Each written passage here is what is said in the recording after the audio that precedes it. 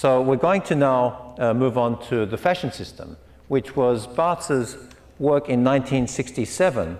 And it was really the beginning of Barthes' grasp on and interaction with culture. He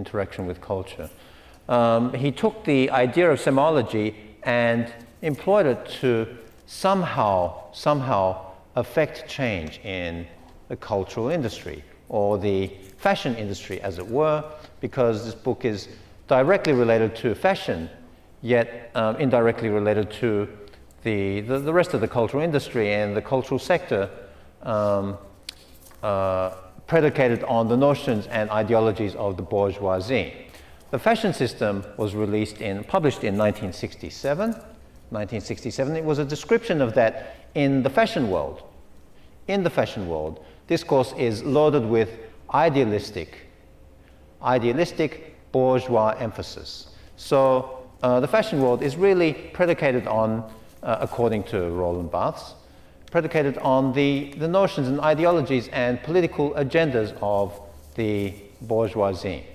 The text describes a semiology through fashion. It's basically a linguistic semiology through a fashion or cultural lens.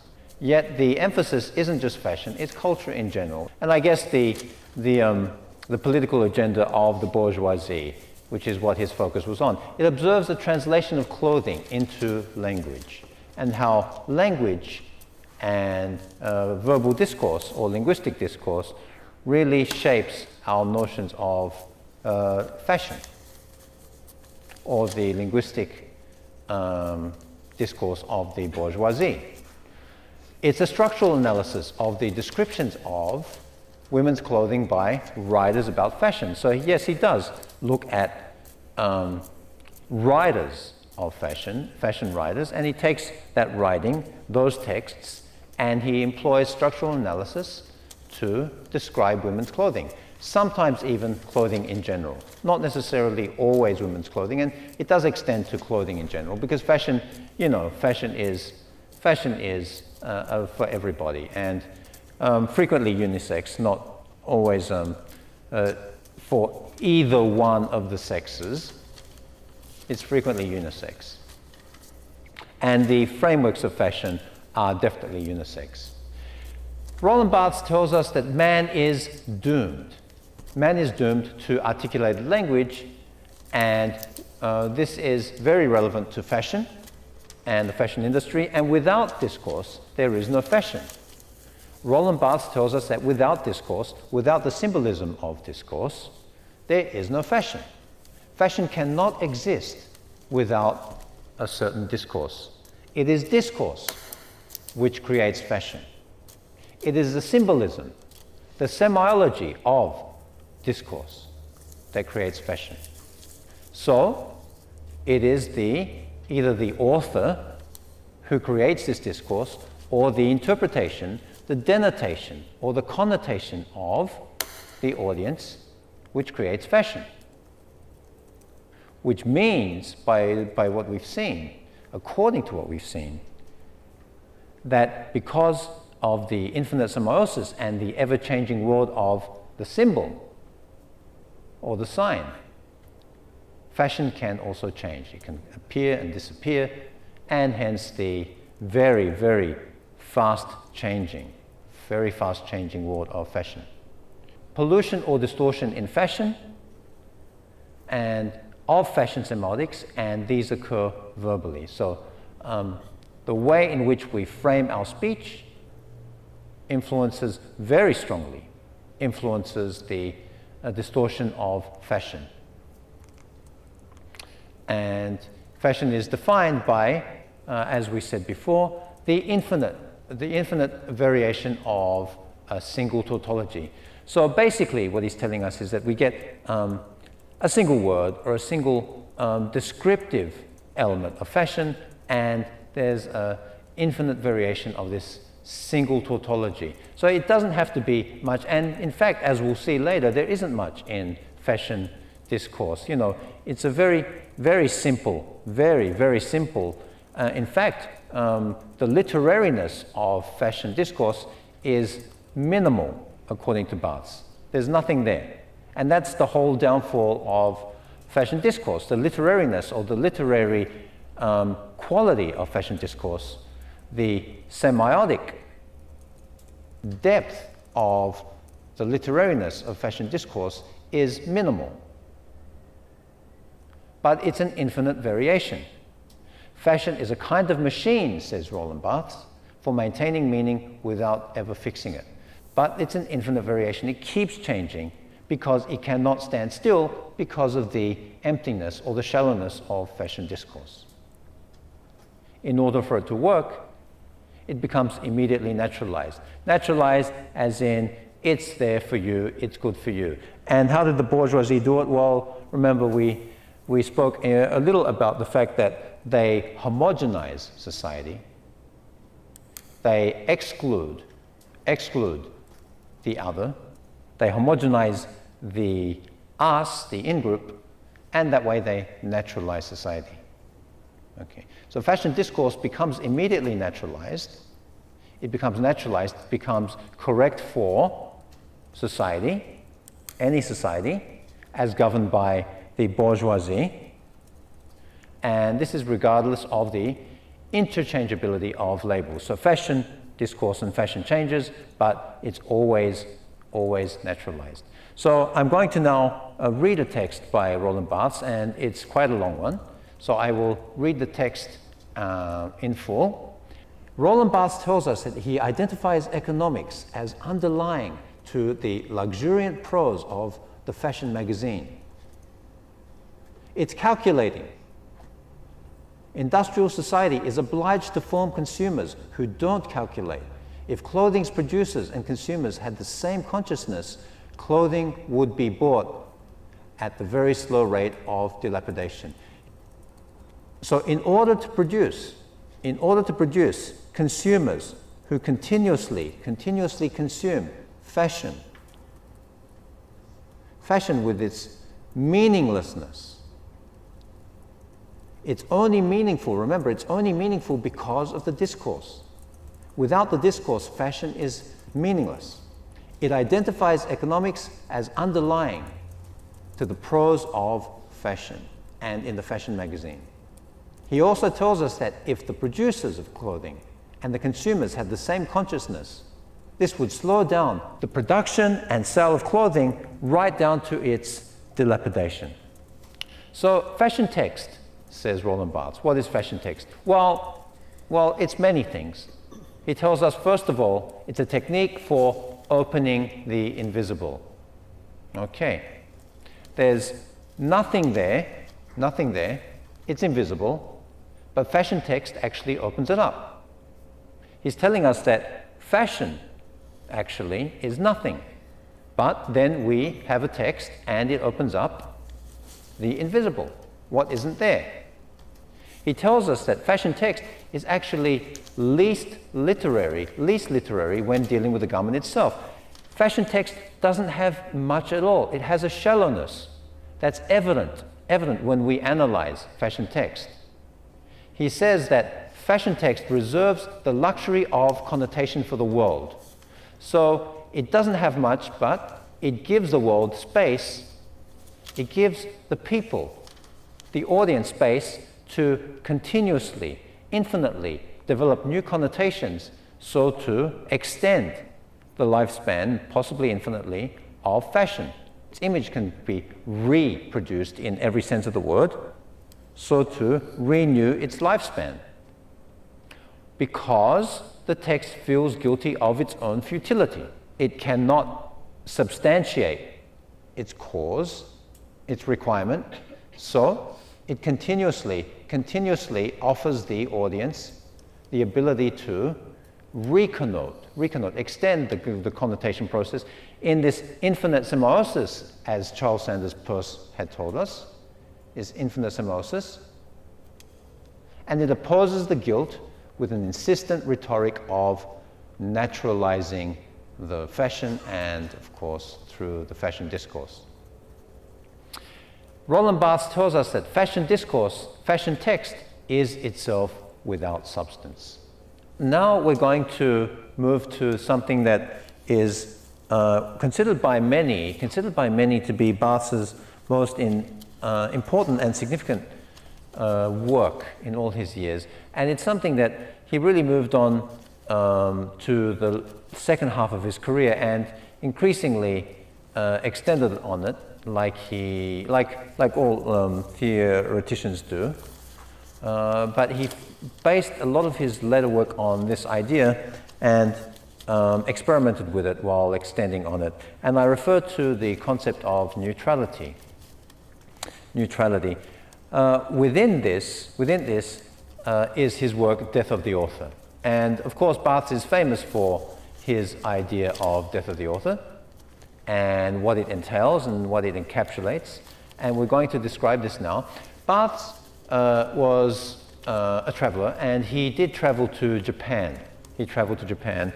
And while in Japan, he made some interesting discoveries. And he spoke about the Japanese signifier, He commented that signs in Japan can exist, and they can exist on their own merit.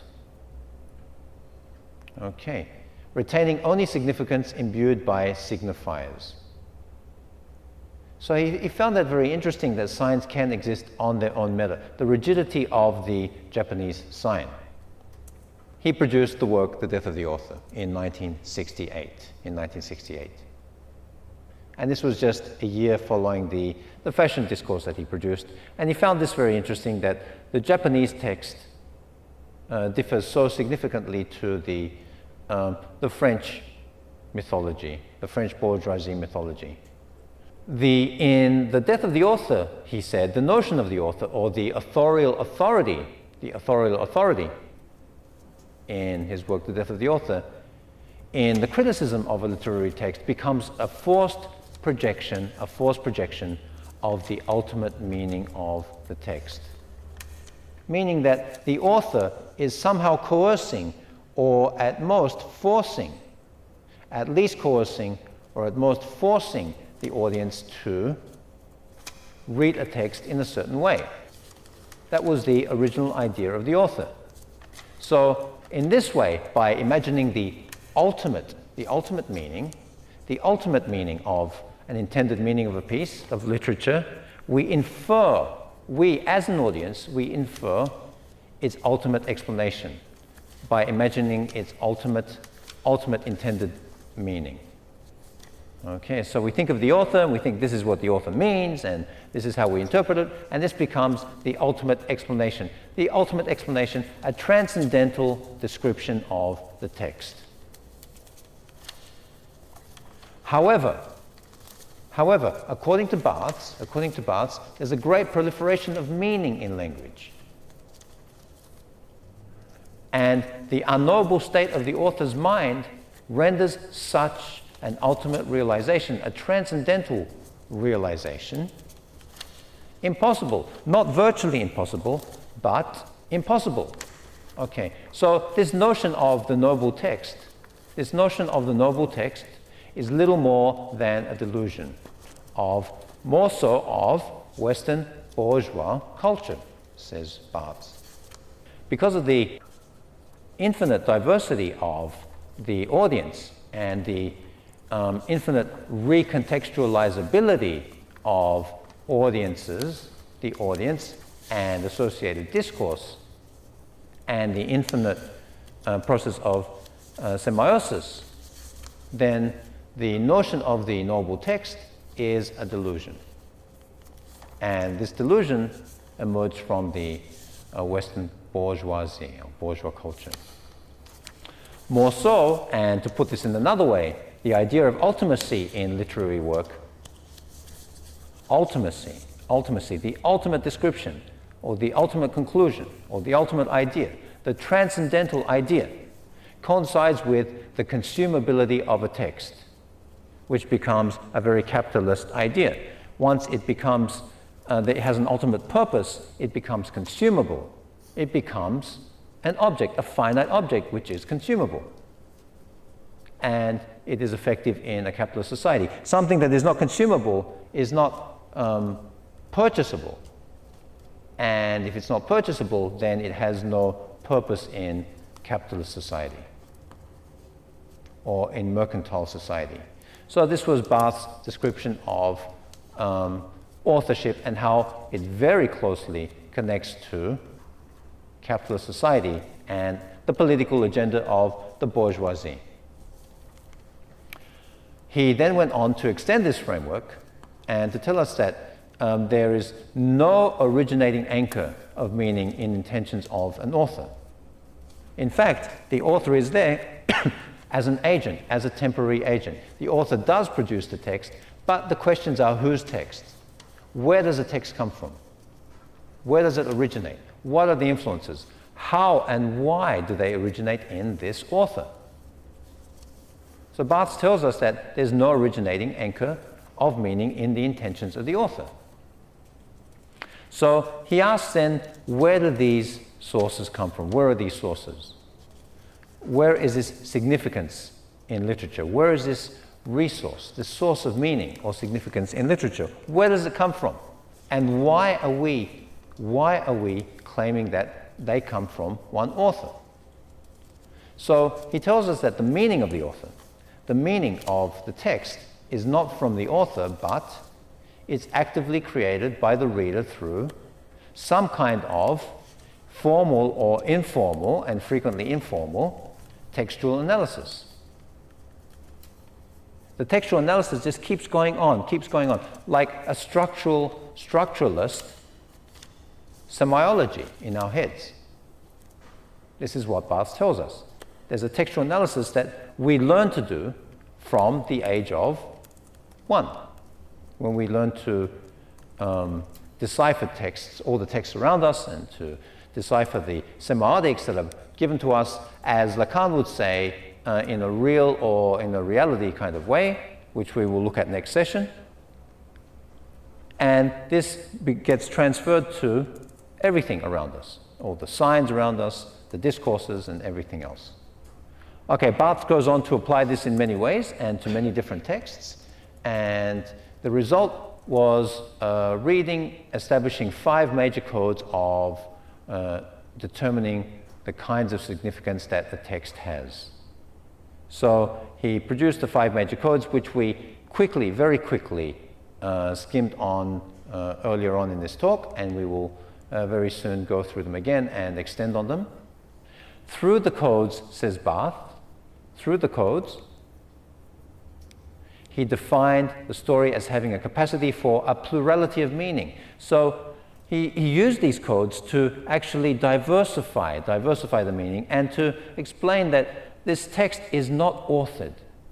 It's actually audienced. It's audienced. It is predicated on the contingent state of the audience, but limited by the dependence on sequential elements. Because a story is actually in sequence. A text is given sequentially. If you need to get what's happening in the book, you have to start at the beginning, or at least in the first or second chapters. You cannot start at the end of the book and then go to the middle of the book and expect to get the whole book. Okay, you're wasting your time. You'd best start at the beginning and then slowly go to the end. So this is the limited factor. It's a temporal limitation. Otherwise, the text is contingent on the very, very subjective disposition of the audience. Okay. Barthes tells us that the ideal text, if there were an ideal text, the ideal text would be reversible, completely reversible, or open, or at least open to a variety of independent interpretations and not restrictive in meaning. However, such an ideal text, where does it exist? Does it exist? But Barthes did make the claim that, look, if there were an ideal text, then it would be easily reversible and we would get the text just as easily. And this is the whole basis of post-structuralism, isn't it? And Derrida commented on this, and we will speak about Derrida in due course, but Derrida commented on the fact that and Foucault, of course, they spoke about the fact that decentering a text is all about not centering any part of the text. Any part of the text is as important as anything else. So finally, Barthes spoke about the writerly and readerly texts, and he told us that the writerly text is where the reader is active in the creative process, and the readerly text is where the reader is restricted to only reading, and these two differ. And if we look at the internet these days, and we look at the World Wide Web, and www and Web 2, we can clearly see this difference in a modern textuality, where the web is a readerly text and Web 2 is a writerly text, or represents a writerly text. Okay, so in this way, Barthes very well, very articulately, and very effectively, and revolutionarily, I guess, identified openness for interpretation and opened the doors wide open for interpretation of a text in a post-structuralist manner. Okay, so let's look at the image now of a readerly text. A readerly text, according to Barthes, is a text not requiring the reader to produce their own meaning. The reader passively locates ready-made meaning. The texts are controlled by the principle of non-contradiction. That is, they do not disturb the common sense or doxa. Now here's a new term that we're introducing, the doxa of the surrounding culture, the conventionality. A readerly text, moreover, is a product that makes up the enormous mass of our literature. So he tells us that the readerly texts are in majority. Most of our literature is a readerly text. And if you look at the difference between paper print and electronic print, we see the shift from readerly to writerly. And according to a Barthes framework, or a Barthesian framework, we see that the production of the electronic revolution, is very important in our post-structuralist evolution. To aid post-structuralist development, the electronic revolution has done much. It has allowed text to become writerly, where we can, revise, negotiate, contest, and subvert texts that we receive. We're not just positioning ourselves. We haven't been positioned as receivers, but rather as negotiators of these texts. There is a spectrum of replete literature which comprises any classic readerly texts that work like a cupboard where meanings are shelved, stacked, and safeguarded. Okay. However, he goes on to tell us that the writerly text is a text aspiring to the proper goal of literature and criticism. That is, to assist the reader to cease to be a consumer, but rather a producer of the text. These writerly texts, constitute an active rather than passive way of interacting with culture and its texts. Culture and its texts should never be accepted in given forms and traditions, but rather contested, negotiated, and subverted if needed be. The writerly text is ourselves writing. Before infinite play of the world is traversed, intersected, stopped, plasticized by some singular system, which reduces the plurality of entrances, the opening of networks, and the infinity of languages. And there he starts to discuss his articulation between text and work. Okay, let's have a look now at the representation of this in diagrammatic form. Okay, if we look at the ways in which text or writerly text complexifies and shifts the textual representation, if you look to the left, okay, we have our process of semiosis, and if you look to the left, we have our simplistic readerly text, the author-intended text. It's a simple meaning, okay? There's one meaning, and it's very factual. What comes from the author intentions are the ultimate intentions that the audience should understand and agree to. Here, meaning emerges from the author and the semiotic chain is limited. However, in the writerly text, which is complex and diverse and audience intended, there are layers, infinite layers of deeper meaning. The connotation process just takes off. Here, meaning emerges from the audience, not from the author, but from the audience, and the semiotic chain becomes infinite, and infinite semiosis. So if we move to the next diagram, the semiotic representation, we see again the same basic semiotic description diagram, where we have a signifier, and prior to being a signifier, it's nothing but an artifact. And this becomes, of course, signified, and at the same time as becoming a signified, there's a signified, and this is a sign and everything. And the signified is the option towards the author or audience. We have an option of signifying what the author wants or what the audience wants. And this becomes, of course, in the chain of signification, this becomes a new signifier, and it takes on new meaning, and it's simple or complex, depending on, depending on who it's pointed towards and how far the chain goes. Okay, let's move to our next diagram, which is really just a complexification of the previous diagram. There's an increasingly complex diverse semiosis or situated semiosis when we consider that the text was written to be analyzed by the audience and not just produced by the author for one ultimate purpose, transcendental purpose. So we have our signifier becoming the signified, or exposing the signified, and there's some sort of mediation, be it social or individual mediation, and this becomes another new signifier, and again the signified, which is a denotation or connotation, and once again social or individual mediation, and this produces a new signifier, and on and on and on, in an infinite process of semiosis. Okay, now let's move to our final diagram in describing the death of the author, and we look at the Peircean diagram that we spoke about way back, many moons ago, and semiotic mediation. So it's really just a very basic correlation with the Peircean idea.